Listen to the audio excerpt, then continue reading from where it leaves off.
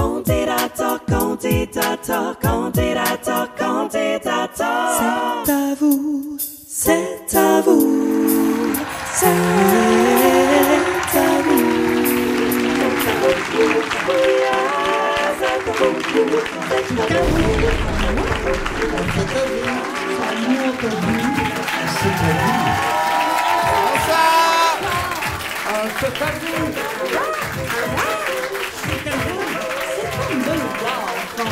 C'est à vous.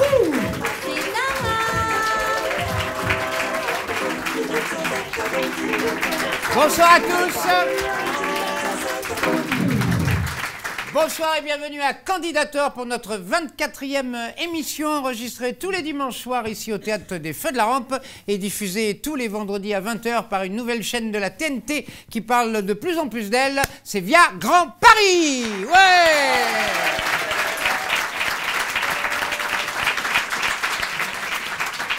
Alors qu'est-ce que Candidateur? Eh bien Candidateur est une scène ouverte qui n'en est pas vraiment une, puisque vraiment une, pardon, je fais des liaisons mal à propos, mais on auditionne les gens. Nous auditionnons les gens qui passent à Candidateur. Les auditions ont lieu tous les dimanches à midi. Il suffit de nous contacter sur les coordonnées qui vont défiler sur l'écran pendant la durée de cette émission.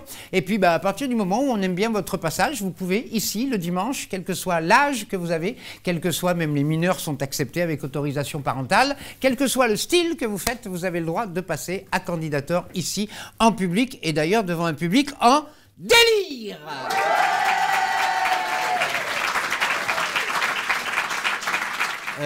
Non, c'est pas prévu, mais ce sera raccordé à l'antenne. Stéphane, tu es au courant, donc si tu m'entends, on va le faire maintenant.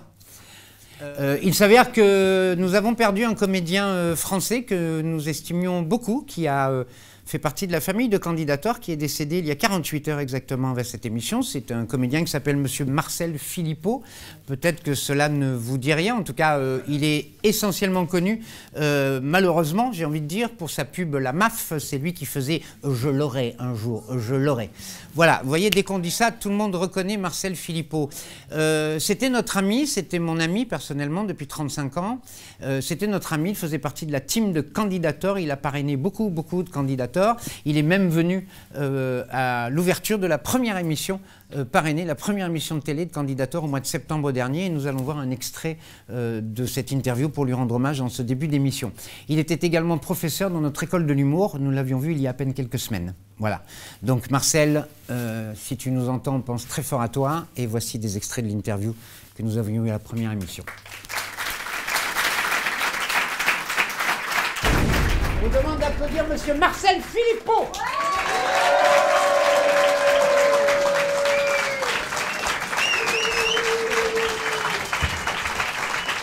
Ah, Marcel. Je m'en espérais pas tant. Eh oui, t'as vu, c'est déjà un triomphe, tu n'as encore rien dit. Bon, cher Marcel, on est ravis de te recevoir pour cette première de Candidateur. Je suis ravi d'être là. Bah oui. T'aurais pas du thé? Non, il n'y a pas de thé pour l'instant. Mais... Est-ce que ton thé tâté ou thé tatou? Bon, alors je vous laisse. Mais je le fais exprès, parce que ta présence ce soir est importante, dans le sens où c'est l'école de l'humour EHAS qui présente ce programme de Candidateur, une nouvelle école de l'humour qui est née à Paris, qui forme des humoristes, et tu es un de nos professeurs, Marcel. J'ai ce plaisir.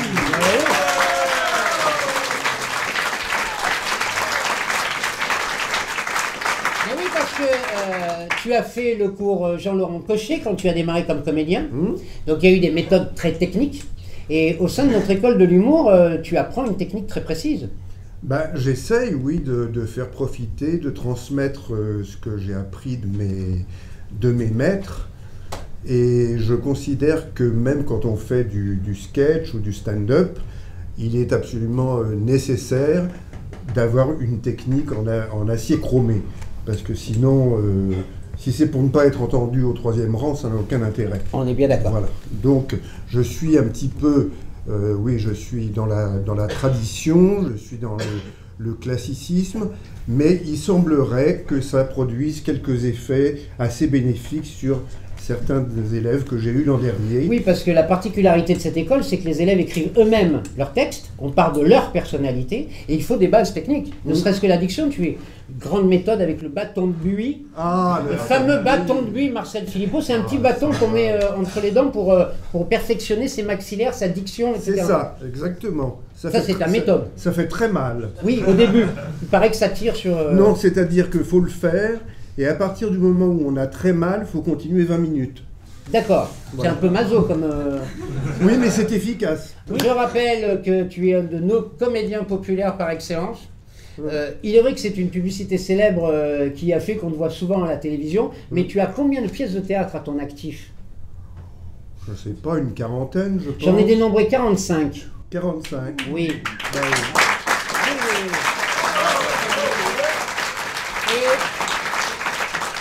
Et tu étais dans le théâtre de Bouvard, Oui. On t'a vu dans Palace évidemment avec Jean-Michel Ribes, d'où la fameuse pub qui a suivi derrière. Voilà. C'est finalement une phrase très courte qui a fait ta popularité. Oui, mais ça coûte trop cher pour que je la dise maintenant. C'est vrai, à ce point-là. Oui. Et dis-moi Marcel, puisque tu vas directement aller dans la salle, je vais t'accompagner pour suivre le spectacle et on se retrouve à la fin. Je peux? Je t'en prie. Marcel Philippot! Et maintenant, The Show Must Go On, c'est le principe du spectacle. Effectivement, le show continue.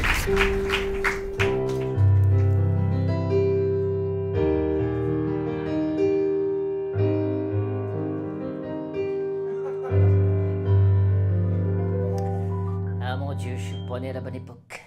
Mon Dieu, mon Dieu, mon Dieu, laissez-le-moi encore un peu, mon amoureux. Un jour, 2 jours, 8 jours, laissez-le-moi encore un peu à moi. Le temps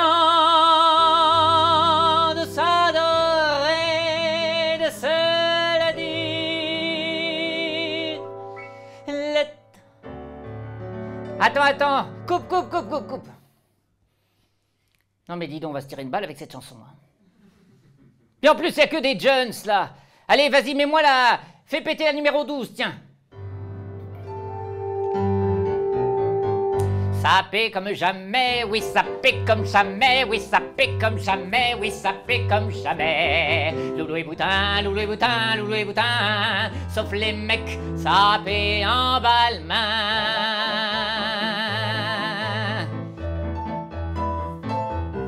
On casse ta porte, c'est la Gestapo.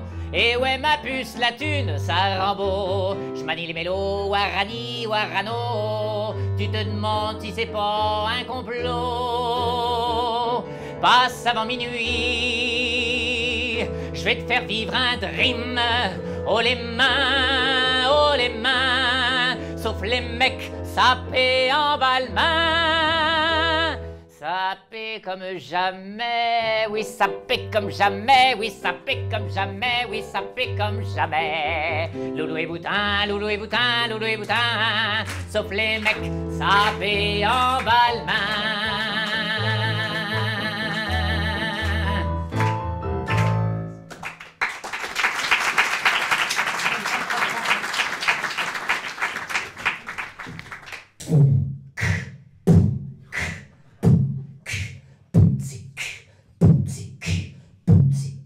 EDITH, PIAF, toujours en place, édité dans la place.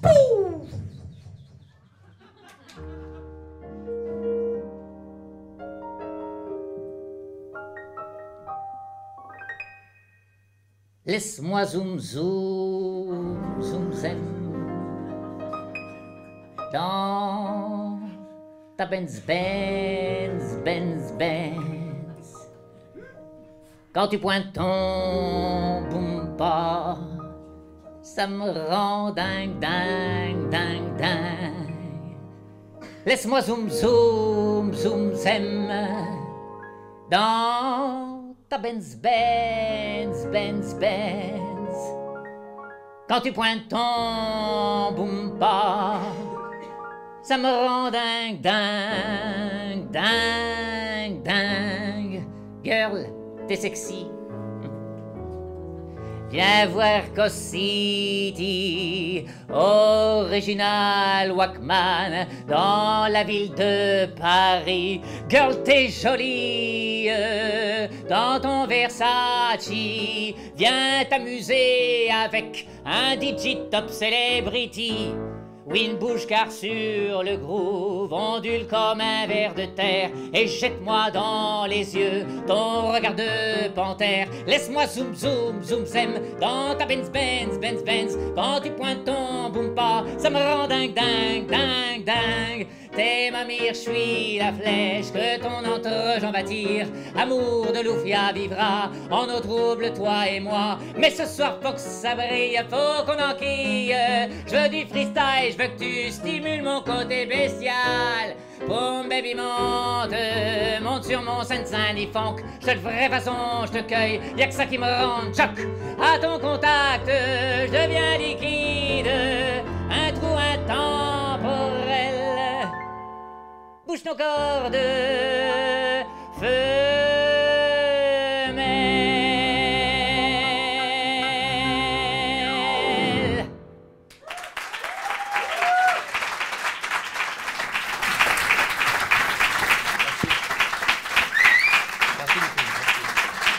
Alors, je vous présente Johnny Prieur. Nous avons découvert ce spectacle au Festival d'Avignon, pas cette année, l'année d'avant. Ça fait longtemps qu'on attend que tu sois à l'affiche. Tu as fait quelques dates de temps en temps. Là, tu es à la Comédie de Paris pour 2 exceptionnels. C'est ça. C'est le 6 et le 14 mars. Mardi et mercredi prochain. Voilà, à 21h30, avec ton pianiste. Hein, oui, Mathieu Michard. Mathieu Michard. C'est mis en scène par Delphine Gusteau, que nous connaissons bien. Tout à fait. Et puis, on va distribuer des flyers à la sortie. Edith Piaf interprète tous les standards des années 80. Tu fais toujours Michael Jackson? Ah oui, je fais le moonwalk. Oui. Voilà, Edith Piaf fait la moonwalk, etc. Découvrez ce spectacle, ça c'est surprenant et surtout c'est performant. Ravi de t'avoir accueilli, beaucoup, Johnny. En tout cas, de m'avoir accueilli. Mais à très vite. Et puis à très vite. Et ben voilà. Bonsoir. Merci, Johnny. Pourquoi, mesdames et messieurs, pourquoi, je dis bien pourquoi ai-je 2 chaises à mes côtés? Mais c'est parce que je ne vais pas être tout seul. Il y a chaque dimanche à Candidator un parrain ou une marraine professionnelle du spectacle. Ce soir, j'ai l'immense plaisir d'accueillir quelqu'un que nous connaissons bien, qui est un homme de l'ombre pour vous, bien qu'il ait plusieurs succès à son actif, le réalisateur notamment de la tour Montparnasse Infernale, succès que nous gardons tous en mémoire, ou par exemple de la série H sur Canal+, toujours avec Eric et Ramsey, mais aussi Jamel, professionnel de l'humour, il l'est, et pour cause. Et d'ailleurs, il est délégué à la SACD depuis 10 ans au service de l'humour. C'est l'homme d'humour que nous recevons ce soir. Je vous demande d'applaudir Monsieur Charles Nemes.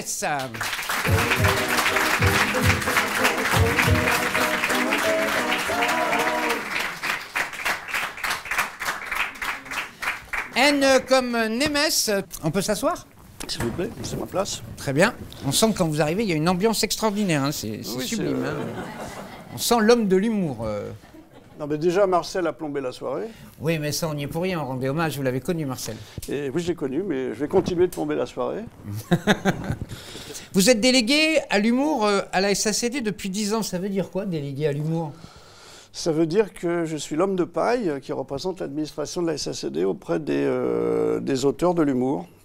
C'est-à-dire l'homme de paille, c'est-à-dire que moi je vais serrer les pinces, faire des bises, dire que c'est formidable et dire qu'il faut adhérer à la SACD, déposer ses textes à la SACD, pas à la SACEM, bouh. Et après, il y a des gens extrêmement compétents, dont une dame Geneviève Boite qui, je crois, va venir faire une masterclass dans votre école. Oui, elle vient samedi faire une masterclass dans notre école, oui. Voilà. Donc, c'est-à-dire qu'en fait, les gens qui sont jeunes ou moins jeunes professionnels de l'humour ont un vague souvenir de ce que j'ai pu faire dans mes vies antérieures. Et donc, c'est moi qu'on met devant. C'est pas très, très mandant, mais voilà. On n'a pas mieux. Donc vous les filles ne veulent pas. Donc vous baladez dans les festivals, surtout pas mal de jurys de festivals. Vous découvrez les jeunes talents en fait. Vous Oh, les suivez. ça, j'en ai vu Non, mais oui, on voit beaucoup de jeunes talents, on les voit naître, on les voit grandir. Parfois, on a des révélations. J'ai droit à une anecdote? Bien sûr. La première fois que je me suis occupé de ça pour la SACD, c'était la première année du premier festival d'humour de Paris, qui s'appelait Paris fait sa comédie à l'époque. Et on avait fait les sélections du concours des jeunes humoristes très très sérieusement. Et je me souviens qu'un jour d'hiver, à 10h du matin, on était 3 dans la salle, il y avait une dizaine de personnes qui passaient. Et à un moment donné, un mec avec un peu beaucoup de cheveux à la Gaston qui est monté, qui est un peu palo, qui a dit tout un tas de saloperies d'une voix blanche. Et on s'est dit, on ne sait pas pourquoi, mais on ne peut pas ne pas le garder. Ça a avancé, il a fini par gagner le prix, il s'appelait Gaspard Proust. Voilà. Donc, Oui. donc j'ai la chance d'être envoyé par la SACD pour voir des humoristes jusqu'à plus soif. Alors la force, c'est qu'en tant que réalisateur de cinéma, à chaque fois que vous avez rencontré un jeune talent, vous l'avez fait tourner dans vos films. Oui, c'est parfois un peu l'inverse quand même. Oui, mais vous avez souvent donné la chance à des jeunes talents en offrant un rôle dans vos films. Ou c'est eux qui m'ont donné la chance de les filmer, attention. Si vous voulez. Non, j'étais dans le coin. J'ai eu la chance d'être là où il fallait, quand il fallait, souvent. Voilà. Parce que les gens du Splendide avec lesquels j'ai commencé, c'était des copains de lycée. Oui. Donc en fait, c'était par affection, admiration et presque par défaut. Donc vous avez traversé finalement toutes les grandes époques du café-théâtre et de l'humour, si on peut parler. Le Splendide, c'est une chose, mais après, avec Jamel, Eric et Ramzy et compagnie, c'était une autre génération. Oui, et puis Solo le Bollock, c'était une autre génération. Et Caméra Café également, oui. Voilà, Omar et Fred, c'était... Omar et Fred. Voilà, Bruno Salomon, Vincent Dezania. Oui, j'en ai consommé quelques-uns. Je parle fort pour que vous m'entendiez, et sur la vidéo, ça va faire extrêmement faux, c'est formidable. Non, il règle les micros, Charles. Non, mais c'est le ton de voix. Je veux dire, je suis pas aussi couillon que ça au naturel.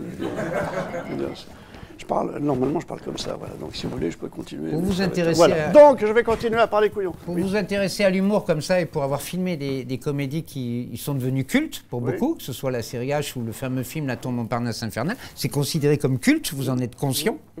Vous en êtes conscient? Films de culte, oui. Oui, pas des films de culte. Pardon. J'ai dit oui, tout à fait.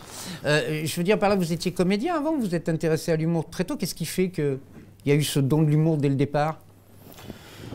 Je ne sais pas, parce que je pense que gamin, j'aimais les comédies, parce que quand j'ai vaguement rêvé à l'âge de 7 ans d'être acteur, c'était pas ça. Je voulais être Zorro, je voulais faire des westerns, etc. Puis, non, l'humour, c'est parce que c'est beaucoup à cause ou avec les gens du Splendide, c'est-à-dire que quand on a voulu faire des films les uns les autres, en commençant par des courts-métrages, on n'avait pas les moyens d'acheter des droits, de faire écrire des textes, donc on les a écrits nous-mêmes. Et comme on était quand même des salopios certifiés, on a écrit des conneries, voilà.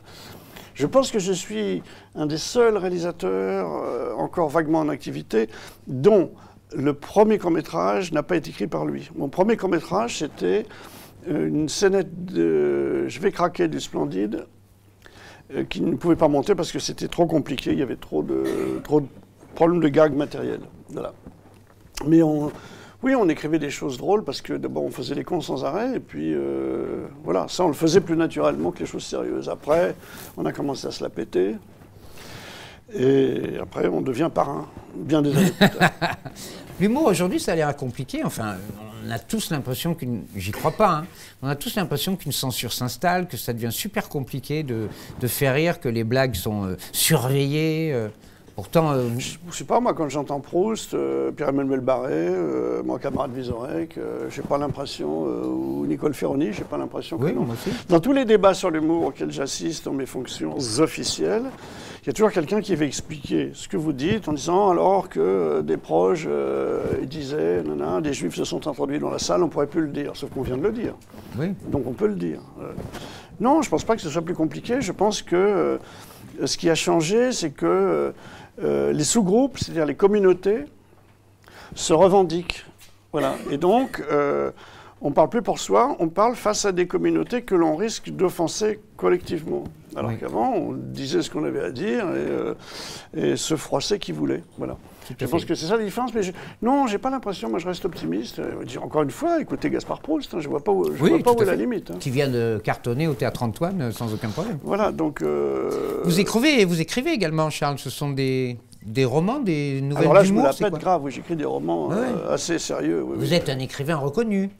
Non, mais il y a un bouquin qui est sorti dernièrement et il y en a d'autres qui sortent. Alors, on va donner de la statistique sportive, parce que ça me rend fier. En septembre sort mon 8e roman, et on a sorti un il y a à peu près un an. Très très bien, sortez vos billets. Non mais franchement, si vous avez envie de lire, lisez-moi, lisez pas Christine Angot, voilà.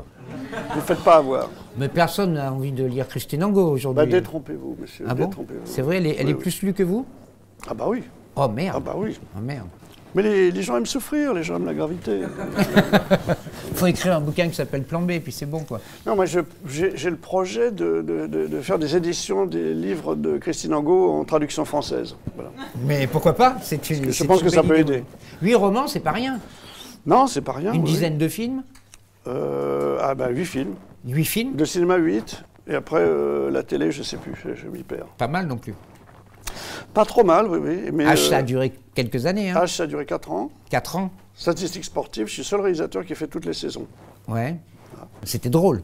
Ah, c'était drôle, oui, c'était drôle. Ils étaient en train de s'inventer, si je puis dire. Oui. C'était spectaculaire, oui. Vous avez gardé contact avec cette bande-là? Oui, on pointillait, oui. On pointillait, mais je pense qu'on n'est plus tout à fait dans le même monde. Il y a un moment où les disparités de succès, ça sépare les gens. C'est normal. Je veux dire, il n'échappera à personne que j'ai pas fait la 2e Tour Montparnasse.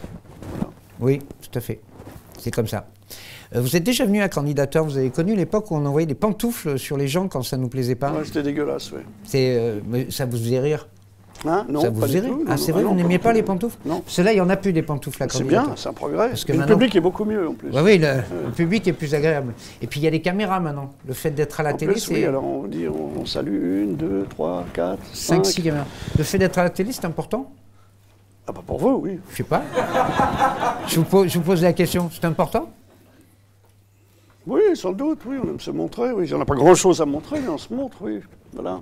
Mais moi, je pense que c'est bien. Non, c'est pas bien pour moi. C'est bien pour les gens qui vont venir derrière. Oui. Voilà, surtout. Et vous allez d'ailleurs aller dans la salle et découvrir le spectacle qu'on vous a concocté. Oui, je vais me fondre de ce délicieux public, surtout. Mais oui, bien sûr. Voilà. Et puis on vous retrouvera à la fin. À la fin, vous, sans jugement, enfin, comme vous le sentez, vous direz, si vous le voulez bien, au moment du salut, ce que vous avez pensé de la soirée. Oh là là. Ouais. Oh là là. Mais c'est pas vous qui décidez. Mon N, moi. Hein. Ah bah oui, on va remettre le N. Je vous demande d'applaudir Charles Nemetz. Merci Charles. Parce qu'à chaque fois, Kevin, il me donne un coup de main à installer. Et puis, il est aussi humoriste. Et il n'a jamais fait de sketch. Et tu es capable d'en faire un? Allez. Est-ce que vous voulez que Kevin fasse un sketch ce soir? Allez, on applaudit la première candidature de Kevin.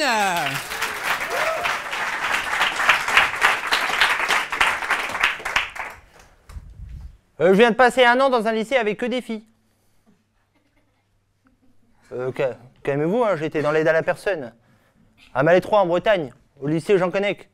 Ah, les copains ils disaient toujours, tu vas au lycée Jean Connec? Non, j'y vais parce qu'il y a beaucoup de... Je trouve qu'il y a beaucoup de femmes qui aident les personnes âgées. Je me suis dit, pourquoi pas avoir un homme qui aide les femmes, qui aide les personnes âgées? Bon, c'est vrai qu'il y avait 99% de filles et 1% de garçons. Mais il y en avait une qui était pas bien avant d'aller au lycée, c'était maman. Kevin, je t'ai préparé ton pantalon, tes bretelles et tes 150 boîtes de préservatifs. 150 boîtes, hein. Bon, il m'en restait 149. Oh, c'est important de partager avec les copains. Bon, ma sœur m'a encouragé. Bah, c'est bien, depuis le temps, fallait que tu dégorges le poireau. La famille. Mais avant d'aller au lycée, c'était un bus qui nous emmenait. C'était Monique, la chauffeuse. Ah, Monique, elle était pas bien. Surtout quand elle voyait une rangée de 10 gazelles devant le bus. Allez, les filles! Wow! Wow, les filles, là! Ça se maquille? Mais allez donc derrière le pot d'échappement, moi j'en maquille 10 d'un coup! Allez, on monte, j'ai pas que ça à faire, j'ai une chatte et un hibiscus à nourrir! Oh, sacré Monique! Mais, bon, c'est vrai qu'en tant que mec, avant d'arriver au lycée, j'imaginais déjà l'ambiance. Hey, hello, toi! Moi, c'est Émilie. Et moi, c'est Barbara. Alors que pas du tout. Non, la première qui m'a accueilli, elle s'appelait Hortense. Gentille Hortense, hein. Elle m'a fait visiter le lycée, elle a été super sympa. Oh mon Dieu! Ah, t'es un gars! Ah, Ah, j'adore les gars, les filles, un gars. Ah, les gars. Calme-toi, Hortense. Ouais. Bon, ouais, j'ai vécu des surprises hein, là-bas. Vraiment, être le seul mec, c'est pas évident. Surtout quand les professeurs rentraient dans la classe. Eh, bonjour mesdames. Bonjour. Pardonnez-moi, mesdemoiselles. Ok. Autant pour moi, les filles. Ouais. Non, mais bon, c'est vrai ce que je préférais, moi. Là-bas, c'était les cours de puériculture. Le professeur nous mettait en situation. Kevin, le bébé pleure, comment réagissez-vous? Booba, Booba, mon petit ourson. En avant, oui, oui, oui, oui, avec tous ses amis. Point, point, point. Kevin, vous faites du théâtre? Oui. Vous êtes chanteur? Non. Ça se voit parce qu'on vient de perdre le bébé. Mandy, à vous. Coucou, coucou, c'est Mandy. Regarde, je t'ai ramené une caravane, c'est pour toi. Non, tu pleures pas. Vas-y, quand t'es mort, toujours tu pleures, te mets dans la caravane. Ah, je vous ai pas parlé de Mandy, c'était une manouche. Elle faisait des combats de boxe sur des caravanes. Ah bah crois-moi que fallait pas chercher la merde avec elle. Hein. Ah, on critique pas une gadji. Hein. Et puis le jour où elle se battait, parce qu'elle se battait environ une fois tous les 2 jours quand même. Et qui c'est qu'on appelait à ce moment-là? Ouais, j'étais un peu le sauveur de ces dames. Ouais,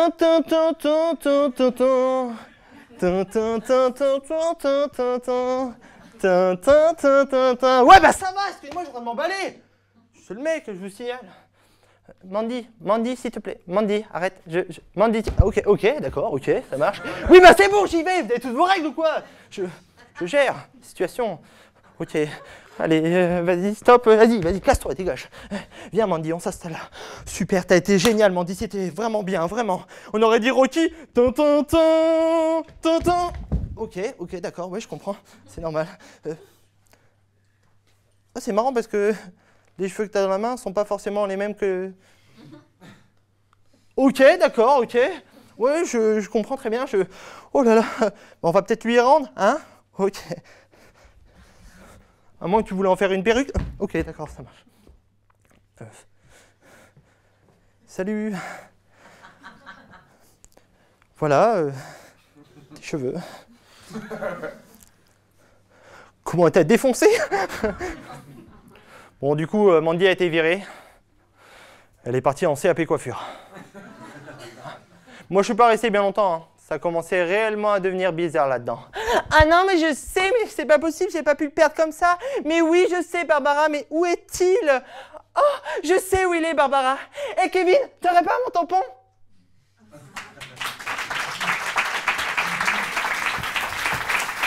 Kevin!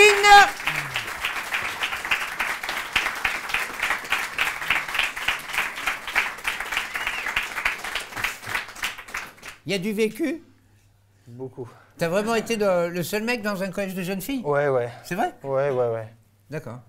Et j'ai eu aucun numéro, quoi. D'accord, oui. Mais alors, Kevin travaille avec nous sur Candidator. Il fait partie de la régie plateau de toute l'équipe et pour cause, puisqu'il est un des élèves de notre école de l'humour. Il apprend le métier d'humoriste. Il est en train de construire son spectacle qu'il jouera au mois de juin ici au Théâtre des Feux de la Rampe. Il est en train de le travailler. Vous avez une exclusivité ce soir. Merci, Kevin. Merci à vous.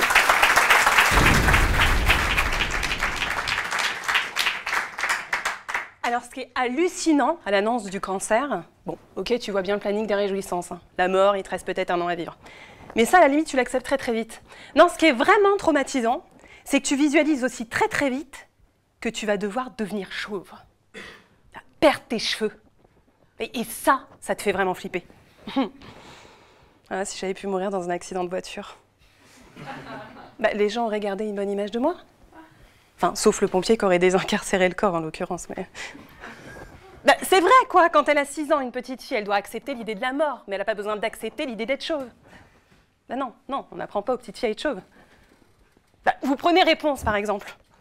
Mais si, la princesse, là, coincée en haut de sa tour, avec sa tresse de 15 mètres de long, là. Bah, sans cheveux, il n'y a plus de scénar. Libérée, délivrée. Ah ouais, non, ça, c'est la Reine des Neiges. Ouais, c'est ça, c'est pareil, c'est une princesse avec des cheveux. Hein. Bon. Qui est chauve dans un film? Alors? Bah, le méchant. Bah, Dark Vador. Ah si, s'il enlève son casque, il est chauve. Lex Luthor. Voldemort. Dans Mars Attack. Mais le pire, c'est d'être chauve, je vous dis.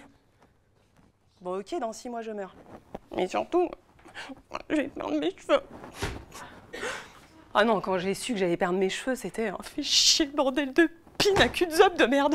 Et encore, je suis polie. Hein. Et là, en général, tu croises toujours une personne qui minimise ton problème. Non mais attends, Caro. Les cheveux, c'est rien. Pardon? C'est une blague? Et c'est toi qui me dis ça? Tu veux que je t'approche une tondeuse de ta chevelure, boucle d'or? Ah non, moi mes cheveux c'est mon seul capital féminité, meuf. Mais non, rigolez pas. Bah, Rousseau aux yeux verts, sans cheveux, ça fait aux yeux verts. Non, sur Mythique, même cadré de très très près, ça ne fonctionne pas. Hein. Non, puis si ça passe, il faudra bien aller au premier rendez-vous. Et ça risque de se voir un petit peu. La carte bah, je vais faire au visuel. Mes hobbies dans la vie, j'adore chiner. Et j'aime bien les jus. Non, même s'il est très très con, le mec il va se douter de quelque chose. Hein. Bon bah je vais perdre mes cheveux, Hein. Est-ce que je vais les regarder tomber par poignée? Non. Ah non, pas moyen que je ressemble à Gollum. Non, j'ai donc décidé d'adopter la boule à zéro. Bah, d'ailleurs, avec cette coupe, tu développes une grosse capacité à remarquer les différents regards. Tu deviens un vrai scanner. À force d'en croiser toute la journée, c'est un peu 50 nuances de regard, tu vois. Alors, tu as les regards factuels, enfin, faussement factuels. Hein. Le mec, il te regarde, genre... Hein? Ah non, moi, ça me choque pas. Non, moi, ça me fait rien du tout. Bah, j'ai tous les Bruce Willis. Hein. Une journée en enfer, tu connais? Ah, mais il pourrait même parler avec toi, le gars, en fait. Sinon, tu as les regards interrogatifs.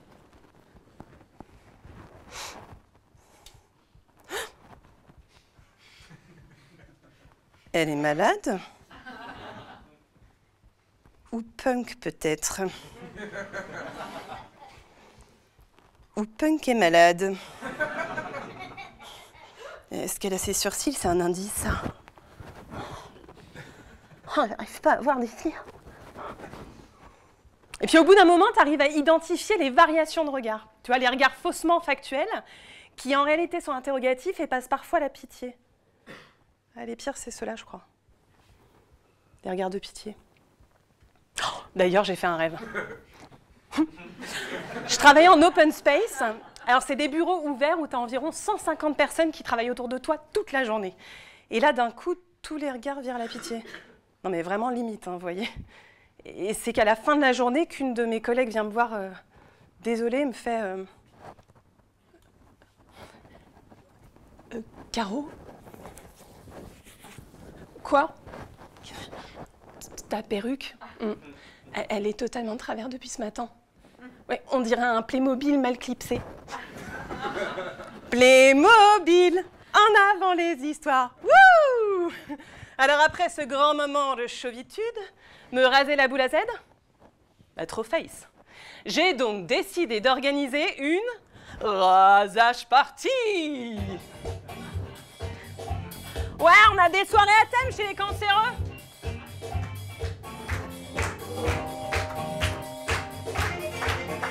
Alors le principe est simple. T'invites quelques amis, t'ouvres une bouteille et c'est parti mon kiki relooking party.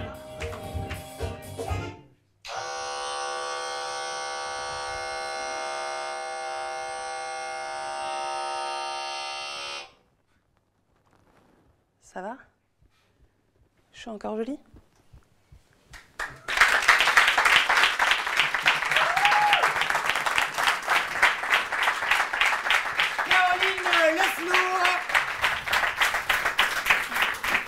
Est-ce que c'est facile de faire rire avec le cancer, Caroline? Mais bien sûr, on s'éclate. Parce que c'est une drôle de démarche. Oui, drôle de démarche, je sais pas. C'est une démarche de transmission de résilience, et voilà, on peut rire de la maladie. Bien sûr. Ouais. Il y a tout un spectacle complet. Hein, Oui, 1h10, 1h20 de spectacle. que tu joues. Oui, que je joue. 1h20 de spectacle, ça s'appelle La Chauve-souris, avec un T. Le jeu de mots, la chauve. Souris, voilà. bien sûr. Et 1h20 de spectacle où on parle du cancer beaucoup, du burn-out, de l'armée aussi, parce que j'ai été militaire dans une autre vie. Et donc on s'amuse. Non mais c'est un spectacle humoristique, voilà. Mais on s'en est rendu compte, je te rassure. C'était Caroline Leflour. À main levée rapidement, qui a des enfants, juste pour voir, pour savoir. Ok, pas mal. Ouais, ils les ont tous foutus d'un côté. Ok, c'est bien comme ça que ça marche. C'est bien. Qui veut des enfants? Plus personne, je crois que c'est très bien, d'accord. Ah, c'est sympa les gosses, hein, mais ça coûte cher ces conneries. Hein. Avec tout ce que j'ai dépensé dans les couches, j'aurais pu m'acheter une Porsche. Moi. D'ailleurs, je le dis à ma fille souvent, je dis, viens voir, tu la vois la belle voiture de sport de papa? Non, il en a pas. C'est normal, t'as chié dedans toute ta vie. Vous savez combien ça coûte d'éduquer un gamin jusqu'à 18 ans? Dites un chiffre, par exemple, dites un chiffre. Éduquer un enfant jusqu'à 18 ans. C'est pas un chiffre, d'accord, on va parler à quelqu'un d'autre. Dites un chiffre. Le million. Il a rien compris, d'accord, ok. C'est pas des roupies, mec. Non, éduquer un enfant jusqu'à 18 ans aujourd'hui en France, c'est 100 000 euros. C'est le chiffre moyen, 100 000 balles. Jusqu'à 18 ans. Et aujourd'hui, ils ont tendance à s'accruster, ces petits connards, jusqu'à 25 ou 30 ans. Ils veulent plus quitter la baraque. Donc éduquer un gamin aujourd'hui, c'est au moins 200 000 balles. 200 000 balles, il faut vous dire que c'est le prix du yacht de Bernard Tapie. C'est-à-dire, il y a un moment dans ta vie, t'as le choix, mon pote. Le yacht à la liberté ou les pleurs et la merde. Alors tu vas me dire, tu peux avoir un enfant et un yacht. Dans ce cas, c'est 400 000 euros. Et si tu veux une femme, c'est 2 400 000 euros qu'il faut prévoir. Et alors, depuis qu'on a un enfant, on va beaucoup manger bio. C'est le nouveau truc de ma femme. Elle m'a dit, il faut aller manger bio, c'est super important. Elle me dit, parce que si on mange pas bio, on va mourir à cause des pesticides. J'ai dit, oui, mais t'as vu le prix que ça coûte? Si on mange bio, on va mourir à cause de la pauvreté. Hein. Ça coûte cher, ces conneries. Qui est déjà allé dans une boutique bio, rapidement? Ok, bien. Pour les autres, c'est génial. Si vous avez jamais foutu les pieds dans une boutique bio, allez-y. Quand tu rentres dans une boutique bio, c'est incroyable, t'as l'impression de passer un vortex spatio-temporel. Ça fait comme ça fait... Tu rentres dans un monde où personne n'est pressé, tout est lent. Ça, tous les jours, c'est comme ça.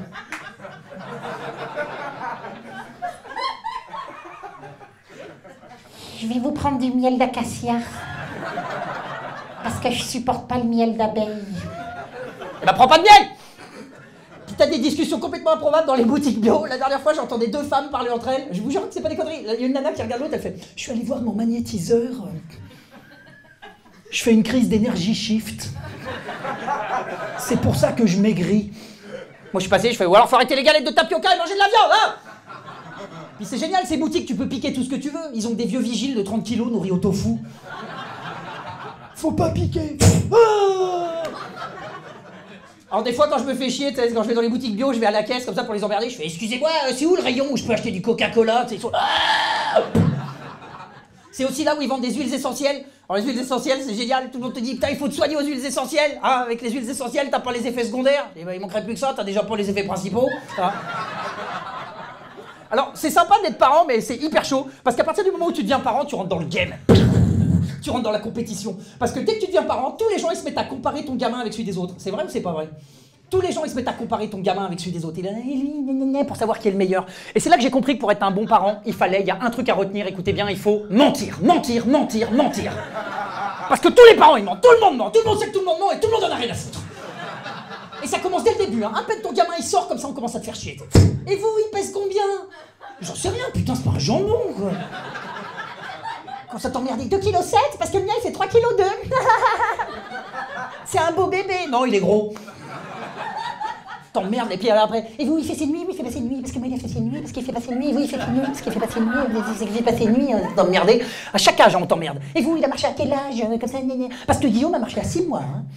Ah bon? Parce que Élise a marché à 5 mois. Hein. Alors moi au début je disais la vérité, tu sais, j'étais là, ah bon, parce que moi elle a 9 mois, elle fait encore des roulades.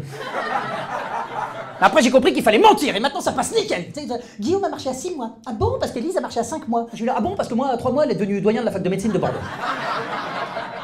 Ça passe nickel. Merde, faites pas de gosse. Hein? C'est votre copine? Oui. T'as pas l'air sûr. Réponds quand même, merde. Tu le vois tout de suite. Regardez bien dans... Faut lui donner des cachets, je crois, au monsieur. Hein. Et le hipster, il est en train de péter les plombs, quoi. Oh, je suis de Saint-Germain-des-Prés, laissez-moi, quoi, merde. Et ouais, faut pas avoir une gueule de bobo, mec, sinon on ne parlerait pas. Ce qui est marrant, c'est que dans une salle, tu reconnais tout de suite qui est en couple, qui est célibataire, avec les fringues. C'est parce que, si tu regardes bien, c'est toujours ceux qui sont en couple, c'est ceux qui sont le mieux habillés. Classe. Parce qu'en général, c'est la femme qui a relooké le gars. Et alors, oui, je sais, la première fois, elle l'a vu, elle fait « Oh, il est mignon, mais il s'habille comme une poubelle, oh mon Dieu. » Puis elle lui a changé ses fringues comme ça. Parce que la femme, elle veut que ça, hein, un homme à peu près propre. Hein. Bah oui, à peu près. Ah bon, on n'a pas la même notion de propreté et de saleté. Hein. Pour une femme, c'est sale ou c'est propre. Hein. Pour un homme, pour que ce soit sale, il faut 3 critères. Il faut que ça tâche, il faut que ça sente et il faut que ça bouge. T'es jamais allé chez un pote tellement sale, il dit ouvre pas le frigo. Merde, c'est quoi ça? Bah c'était du beurre. Ouais, d'accord. Et j'ai lu un truc passionnant la dernière fois sur les chats. Parce que je suis abonné à Science et Vie. Voilà, j'ai une vie de merde.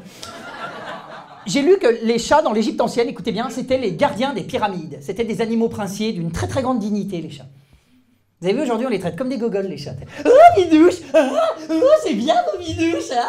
Il va aller faire caca dans sa caisse! Le chef de la regarder, il va dire, espèce de connasse. Mon grand-père, c'était le garde du corps de Toutankhamon, et tu veux que j'aille chier dans une boîte en plastique? Alors, j'ai lu aussi dans Science et Vie un truc génial, ils ont inventé des robots barman. Je trouve ça incroyable. Tu sais, des robots qui te servent comme ça. C'est incroyable, ils peuvent te servir dans toutes les langues. Tu sais, en italien, comme stai. Même en anglais, how are you? Même en français, putain, qu'est-ce que tu veux, merde! Et je me dis, peut-être dans le futur, ils vont peut-être inventer même des robots humoristes. T'imagines, il y aura peut-être des robots comédiens. T'imagines un robot comique? Bonjour public, je suis Robocomic XB22. Mon armature a été faite aux États-Unis, mon processeur au Japon et ma batterie en France. Hier, je suis allé voir mon dealer à la Fnac pour acheter une barrette de RAM. Il m'a dit c'est 150 €. Je lui ai dit c'est un peu cher, c'est la crise. Il m'a dit non, c'est la Fnac. Allez, merci, je vous laisse là-dessus. Bonne soirée à tous.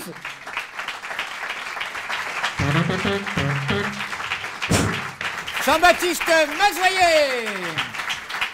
Je te lève, je crois. Comme tu veux.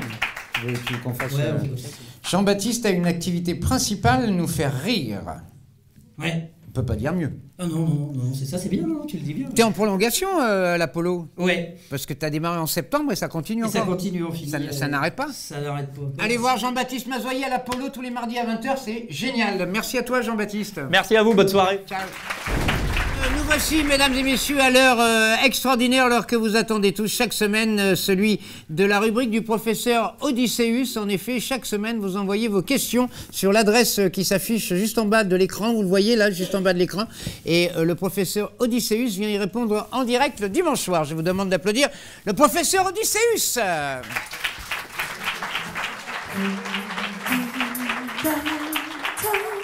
Candidato, c'est à vous.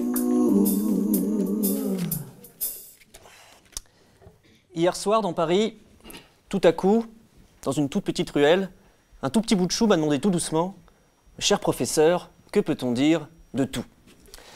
Alors je lui ai dit « Écoute, petit être humain, tu as raison.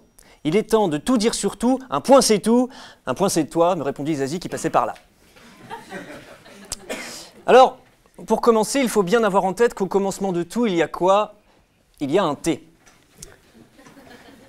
Précision importante, parce que si dans le commencement de tout, vous remplacez le T par un B, cela donne le commencement du bout, c'est-à-dire le début de la fin, qui n'est pas du tout le sujet qu'on veut traiter ce soir. En revanche, avoir fin de tout, c'est plutôt positif.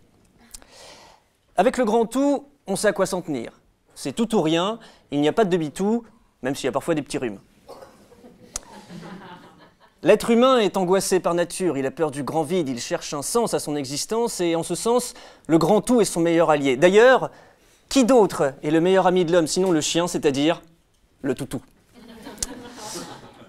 Ce soir, vous allez rentrer chez vous et tout à coup, vous vous direz que tout compte fait. Toute cette soirée passée au théâtre fut tout bonnement, tout simplement et tout à fait merveilleuse, surtout cette chronique qui, partant de rien du tout, vous parla de tout et de rien. Mesdames, messieurs, merci, soyez fous et riez fin.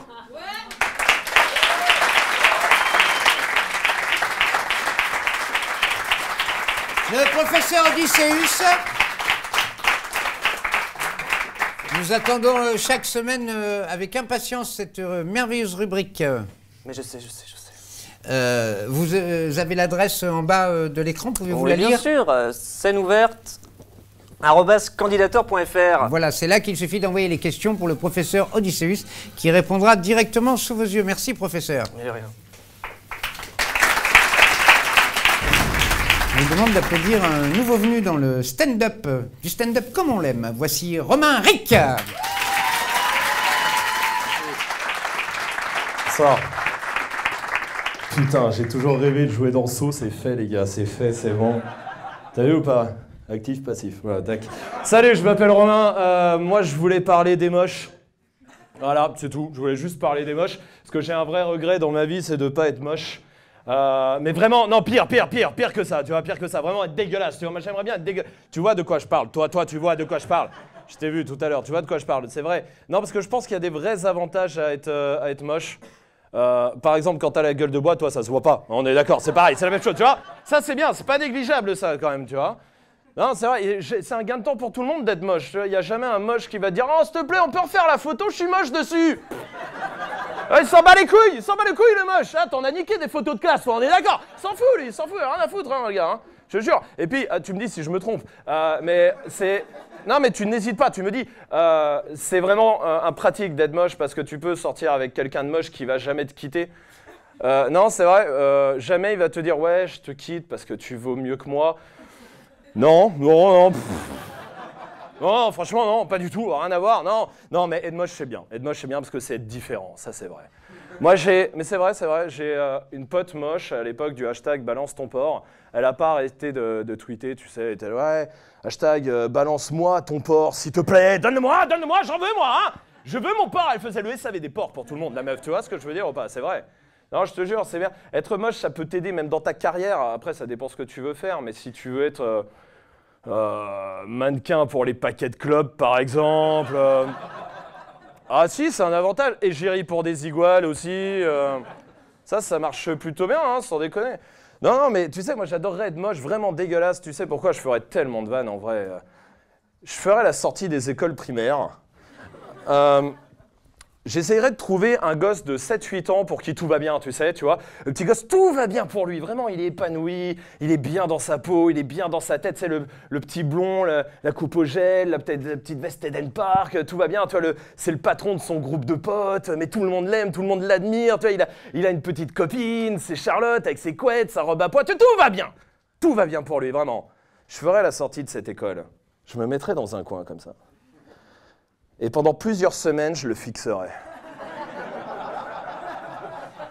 Sans rien dire, pas un mot, je le fixe, pour qu'il se demande qui je suis, tu vois. Qui commence à dire, c'est qui ce gars qui me regarde? Et au bout de 4-5 semaines, j'irai le voir et je lui dirai, ah, tu sais, la nuit, c'est moi qui suis sous ton lit. Et après, pendant plusieurs mois, je vais refaire la sortie de cette école tous les soirs, et je me mettrai là, je le fixerai, je te vois, mais je vais pas m'arrêter là. Après, quand il sera au collège, je serai là aussi dans le coin. Quand il sera au lycée, je serai là dans le coin. Quand il va avoir son bac, je serai là. Quand il va ken sa première meuf, je serai là. Je serai tout le temps là. Pendant 20 ans, je serai là. Tu vois? Il va même penser que je suis dans sa tête au bout d'un moment, tu vois? Il va me donner un nom, il va me donner un prénom. Il va me dire, ah, s'il te plaît, Célestin, arrête, je sais que t'existes pas, t'es dans ma tête. Alors qu'en vrai, j'existe, je suis juste moche. Putain, on va se marrer, les mecs. Ah ouais.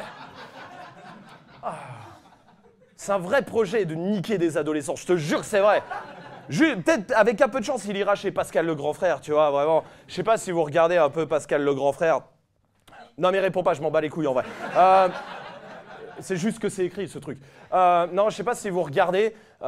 Franchement, moi j'adore, je regarde tout le temps. Déjà, ça me permet de me rappeler que ma vie est cool. Comme tout le monde, hein, comme tout le monde.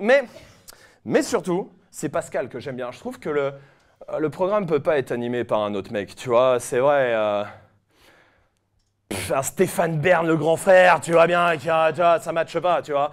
Non, c'est vrai, il y a des programmes comme ça qui peuvent pas être animés par d'autres personnes. Si Laurence Boccolini animait Belle toute nue, non, tu vois, non. Non, mais c'est vrai, c'est comme les 12 coups de midi avec Bertrand Cantat, tu vois, il y a un truc qui va pas. Non, silence, ça pousse par Mimi Mati non plus, non, arrête. Arrête, te moque pas avec ton rien là-bas, te moque pas. Non, là, Pascal le grand frère, c'est bien, c'est cohérent, mais après, je pense que ce serait encore plus fort si on le mélangeait avec une autre émission. Moi, j'irais dormir chez vous, tu sais, sur France 5, je le mélangerais avec Pascal le grand frère, ça ferait j'irais dormir chez Pascal le grand frère. Ça, c'est vraiment si t'aimes bien chercher la merde quand même, tu vois, c'était un peu instable dans ta vie. Non, vraiment. Mais je pense que ça peut marcher, regarde, mélanger 2 émissions, ça marche. Tu prends le jour du Seigneur, c'est la messe du dimanche matin, tu sais, sur France 2. Tu le mélanges avec l'école des fans. C'est comme ça que les gars, ils ont fait entrer l'accusé à la base, tu vois. Mais c'est vrai, c'est né comme ça, cette idée, hein, vraiment. Hein. Moi, j'ai eu plein d'idées hein, sur le même schéma. Je prendrais un dîner presque parfait avec un dîner presque parfait avec c'est le magazine de la santé. Ça ferait un médecin presque parfait, tu vois. Avec des vraies opérations, un vrai médecin, mais qui est toujours dans la vanne. Par exemple, il y a une opération de l'appendicite, le mec il arrive, on commence à l'endormir, et juste avant qu'il s'endorme, le médecin il lui dit « Ne vous inquiétez pas, aujourd'hui, une opération de changement de sexe, ça se fait quand même très vite. » Juste pour voir combien de temps le mec il lutte, il dit « Non, arrête,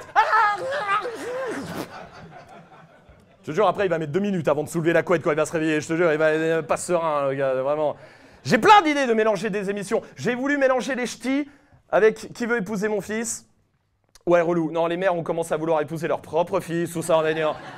Non, je pense qu'aujourd'hui, il faut une émission d'amour, vraiment, tu vois. Je pense que le monde a besoin d'amour, réellement. Et moi, j'ai vraiment envie un jour de faire une émission d'amour. Je t'explique le concept en 10 secondes. Je prendrai tous les plus grands pédophiles de France. Fais pas comme ça parce que ça va te piquer ce qui suit, hein, vraiment, sors de cette salle tout de suite si tu n'as pas envie d'entendre. Fournirai du trou comme ça. Je les enfermerai 24 heures sur 24 pendant 2 mois dans une classe de CP. Je mettrai Karine Le Marchand à la présentation, tu vois, l'amour, et j'appellerai ça « L'amour est dans le préau ». Romain Ric. On est des soulmates, écoute ça. Des superwomen, on est là. Jusqu'à nous, la musique, des rires et des délires. On est des soulmates, écoute ça. Le lacon, bouge de là.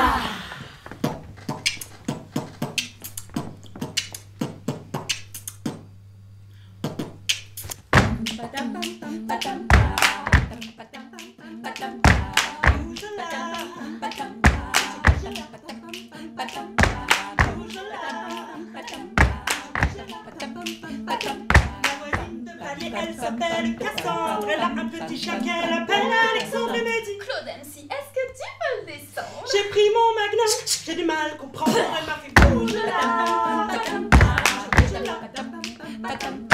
bouge là, mon trajet, j'arrive vers le boulevard La Peste quand j'ai un de mes amis qui venait là et que j'y me fais أروح تشتري des rats, on dit là. J'ai dit non, j'ai des dollars car on m'appelle Zola. Il m'a fait bouge là, bouge là. Directement, je suis allée chez Lucie, qui aime les chats, les chiens et 30 millions d'amis. Elle me dit T'aimes les animaux, toi, mon super MC? J'ai dit oui, j'adore. Avec du sel et bien cuit. Oh, elle m'a fait bouge là, bouge là, bouge là. J'ai bougé, j'ai dû m'en aller, partir, j'ai dû m'évader, j'ai dû m'enfuir, j'ai dû partir, j'ai dû m'éclipser, me camoufler, j'ai dû disparaître pour réapparaître.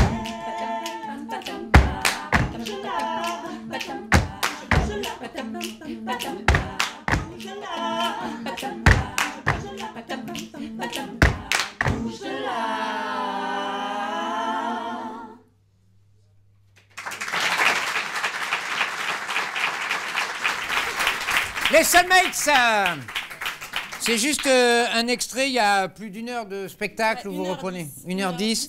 Il y a même des standards anglais, hein, il n'y a pas que du français. On fait autant anglais que français. On fait que des reprises, on a repris tous les arrangements. C'est un vrai spectacle musical humoristique et que a cappella.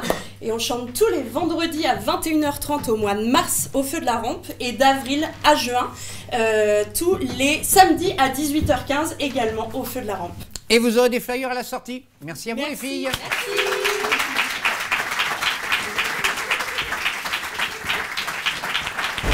Et je vais vous demander maintenant de applaudir tous ceux qui ont fait le spectacle de ce soir. C'est à vous.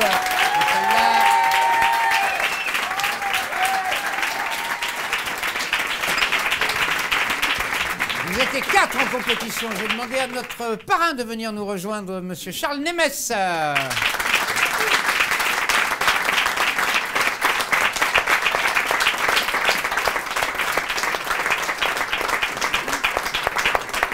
Charles, on a l'habitude à chaud de s'exprimer sur le moment que vous venez de passer avec nous.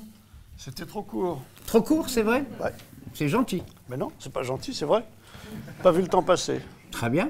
Donc un bon moment du culot, il y avait du culot, il y avait du culot. Ah, il y avait beaucoup de culot, oui. C'est Tout vrai le monde, tout le monde. Parce qu'on revendique le culot ici.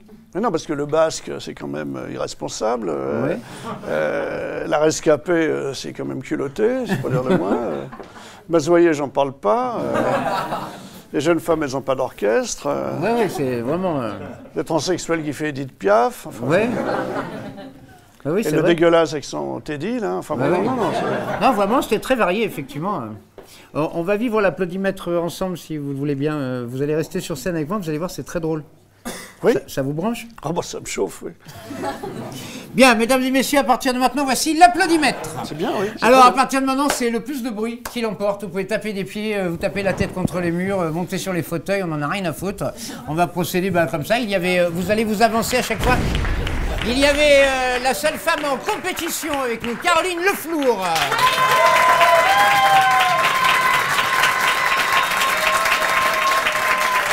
Il y avait Romain Rick.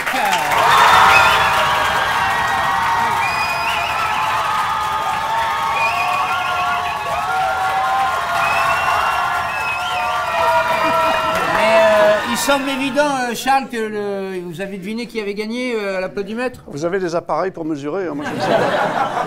Mais il semble évident et on est à peu près d'accord vu comment s'est passée la soirée, même si, comme dit Jacques Martin, tout le monde était très bien. Mais il semblerait que ce soit Romain Rick qui l'emporte.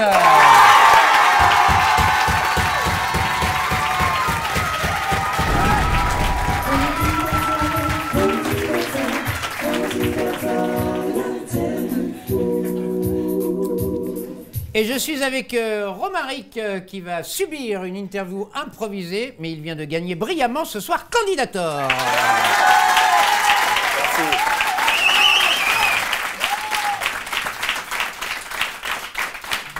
Je me marre parce que j'ai le plaisir de t'interviewer après ce qui s'est passé, mais c'est ce que tu fais la journée au boulot, non? C'est la première fois que je me retrouve dans cette situation-là. Normalement, c'est l'inverse. Parce que, autant l'avouer, tu bosses à la radio. Oh, avouons-le. On peut. On est fous. Comme ça, on comprend mieux la voix. Bien sûr.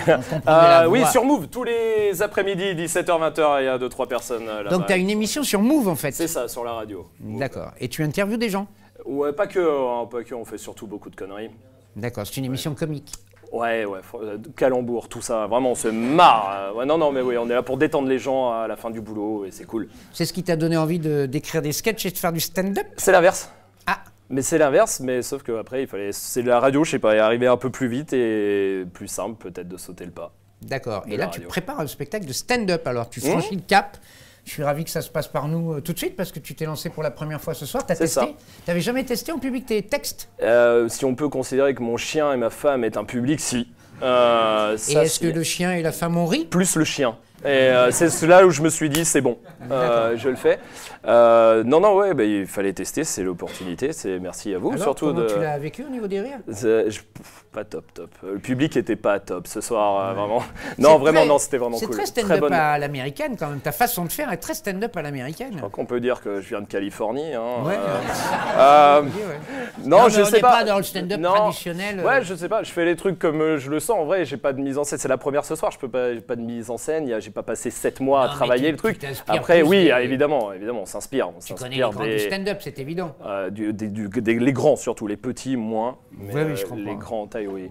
Tous les du 17h à 20h du lundi au vendredi? Oui, sur Move, absolument. Sur Move, c'est du lundi au vendredi? Du lundi au vendredi. T'es bien payé sur Move? Ah non, mais moi je suis payé en amour de l'auditeur et du public. Voilà, je te préviens que la radio paye mieux que le stand-up. Ah ouais, bah putain.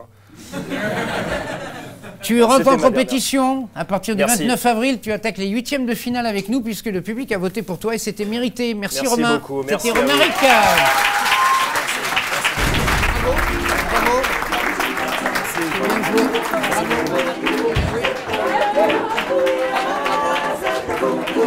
C'est à vous.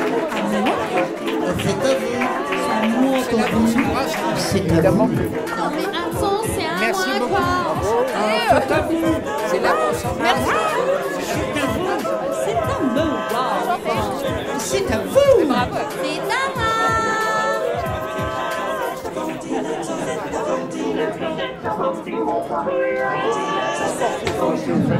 Merci. J'en ai levé des belettes à Paris, à Bordeaux. Ah, j'en ai fait gazouiller des fauvettes à Dijon, à Nancy. J'en ai secoué de la morue à Biarritz, à Vichy. J'en ai astiqué des cuivres à Rennes et à Tourcoing. Je m'en suis tapé du boudin à Deauville, à Mulhouse. J'en ai fait crier des saucisses à Strasbourg, Angers. J'en ai bourré des canons à Toulouse, à La Baule. J'en ai assaisonné de la frisée à Antibes, à Cahors.